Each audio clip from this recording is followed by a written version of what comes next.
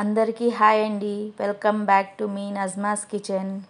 ఈరోజు వీడియోలో ఒక స్ట్రీట్ స్టైల్ రెసిపీ షేర్ చేయాలనుకుంటున్నానండి. అదే పావ్ బాజీ.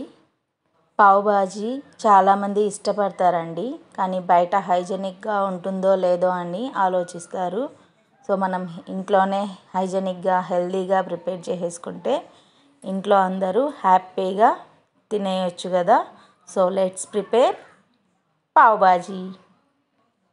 ఫస్ట్ ఒక మిక్సీ జార్లో 3 పచ్చిమిర్చి, 7-8 వెల్లుల్లి, అలాగే కొంచెం కొత్తిమీర తీసుకొని కచ్చాపచ్చాగా మిక్సీ చేసుకొని పక్కన పెట్టుకుందాం.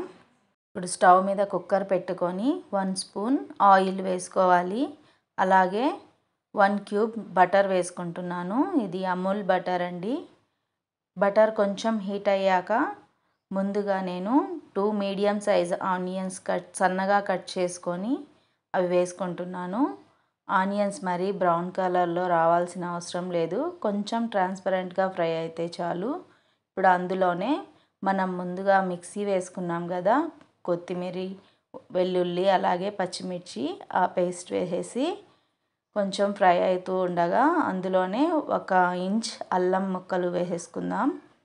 అది కూడా అంతా ఫ్రై అయిన తర్వాత ఇప్పుడు మన దగ్గర ఉన్న వెజిటేబుల్స్ వేసుకోవాలండి. ఇక్కడ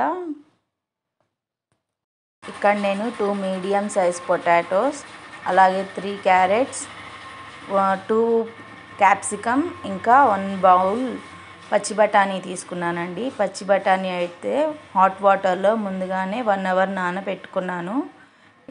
అలాగే ఒక చిన్న బీట్రూట్ వేసుకుంటున్నానండి. బీట్రూట్ వేసుకుంటే బాజీలో మంచి కలర్ వస్తుంది. కలర్ వేయాల్సిన అవసరం కూడా ఉండదు. అందులోనే టేస్ట్కి సరిపడా సాల్ట్ వేసుకోవాలి.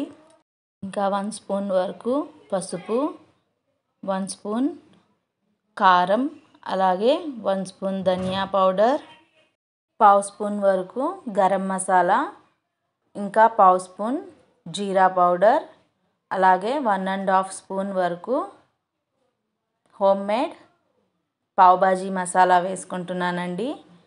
మీకు బయట ప్యాకెట్స్లో కూడా అవైలబుల్లో ఉంటుంది, అది కూడా వేసుకోవచ్చు. సో అంతా ఇలా ఒకసారి కలుపుకొని ఇందులోనే నేను కొంచెం క్యాలీఫ్లవర్ కూడా వేసుకుంటున్నాను. ఇలా క్యాలీఫ్లవర్ కూడా వేసుకొని అందులోనే ఒక 3 టమాటోస్ అండి, మీడియం సైజ్వి, అవి కట్ చేసుకొని వేసుకుంటున్నాను. అంతా వేసుకొని 1 గ్లాస్ వరకు వాటర్ వేసి మొత్తం ఒకసారి కలుపుకొని కుక్కర్ పెట్టుకోవాలండి. కుక్కర్ మూత పెట్టుకొని ఒక 4 విజిల్స్ వరకు రావాలి. వెజిటేబుల్స్ అన్నీ సాఫ్ట్గా కుక్ అవ్వాలండి, అప్పుడే స్మాష్ చేసుకోవడానికి ఈజీగా ఉంటుంది. సో మా కుక్కర్కి అయితే 4 విజిల్స్ సరిపోతాయండి. సో మీ కుక్కర్ని బట్టి సెట్ చేసుకోండి. కుక్కర్లోని ప్రెషర్ అంతా పోయిన తర్వాత ఓపెన్ చేసుకొని ఇలా స్మాషర్తో మొత్తం స్మాష్ చేసుకోండి. మరి పేస్ట్లా స్మూత్గా స్మాష్ చేసుకోకండి, బాగోదు. అక్కడక్కడ చిన్న చిన్న వెజిటేబుల్స్ ముక్కలు తగిలేలా స్మాష్ చేసుకోండి. ఇక్కడ నేను చూపిస్తున్న విధంగా స్మాష్ చేసుకొని మళ్ళీ స్టవ్ వెలిగించి కుక్కర్ పెట్టుకొని అందులో 1 క్యూబ్ వరకు బటర్ వేసుకోవాలి. తర్వాత 1/2 స్పూన్ వరకు మిరియాల పొడి, అలాగే 1 స్పూన్ వరకు పావ్ బాజీ మసాలా, లాస్ట్గా కొంచెం కొత్తిమీర వేసుకొని ఒక 2 to 3 మినిట్స్ ఉడికిస్తే సరిపోతుందండి. మన పావ్ బాజీలోని బాజీ రెడీ అయిపోయింది.